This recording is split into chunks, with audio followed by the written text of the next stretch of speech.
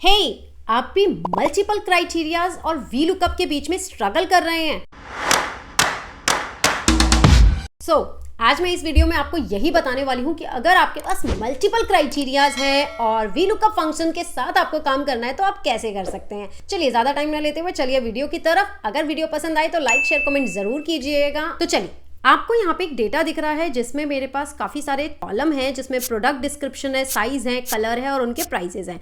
अब मुझसे क्या बोला गया है कि मुझे आइटम हुडी लार्ज साइज और ग्रीन कलर का जो भी प्राइस है वो यहाँ पे शो करे। तो अब अगर हम देखें तो हुडी के हमारे पास 4 प्रोडक्ट हैं जिसमें अलग अलग साइजेस हैं, अलग अलग कलर हैं, जिसमें मुझे पर्टिकुलरली सिर्फ इस हुडी का प्राइस यहाँ पे ट्रैक करना है। तो अब अगर आप वी लुकअप लगाएंगे तो यहाँ तो 3 लुकअप वैल्यू हैं, इसे एक साथ कैसे लिखा जाए। तो चलिए सबसे पहले हम स्टार्ट करते हैं अपना वी लुकअप फॉर्मूला लगाना। अब यहाँ पे लुकअप वैल्यू क्या ले, लुकअप वैल्यू तो हमारी 3 है, तो यहाँ पे 3 वैल्यूज चूज करने के बजाय मैं यहाँ पे लगा रही हूँ 1। अब ये 1 का क्या रीजन है वो मैं आपको आगे बताती हूँ। अब कॉमा, अब यहाँ टेबल किस तरीके से लें। अगर हम ये एंटायर टेबल ले लेते हैं तो भाई रूल तो ये है कि लुकअप वैल्यू वाला कॉलम हमेशा फर्स्ट कॉलम होना चाहिए, और जबकि मेरी लुकअप वैल्यू यहाँ पे 3 है तो इस केस में हमें इस तरीके से काम नहीं करना है। हमें यहाँ क्या करना है, हमें यूज करना है choose function. Choose function guys किस लिए होता है, अगर आपको 4 कॉलम को 2 कॉलम में डिवाइड करना है तो आप चूज फंक्शन की हेल्प से कर सकते हैं। कैसे? अब यहाँ पे मुझे क्या करना है, मुझे मेरा प्रोडक्ट का कॉलम, साइज का कॉलम और कलर का कॉलम एक कॉलम में कन्वर्ट करना है। It means product, size, colour एक बन जाए और हमारा प्राइस का कॉलम सेकंड कॉलम बन जाए। तो हम यहाँ क्या करने वाले हैं, हम चूज में सबसे पहले इंडेक्स नंबर में क्या डालने वाले हैं, कर्ली ब्रैकेट्स में, कि हमें अपनी टेबल 2 पार्ट्स में डिवाइड करनी है और 2 ही कॉलम रहने वाले हैं उस टेबल के।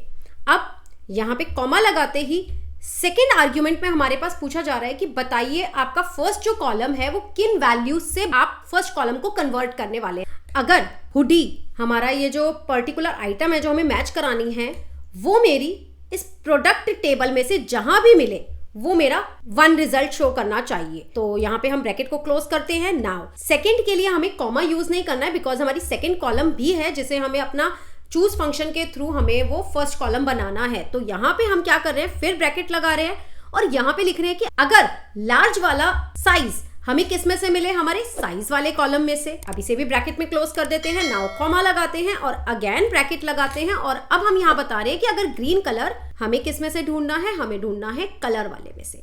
तो अब चूज फंक्शन क्या करेगा, चूज फंक्शन यहाँ पे क्या करेगा, इन वैल्यूज में हमें ये बता देगा कहाँ पे ये तीनों आइटम एक साथ मिल रही हैं।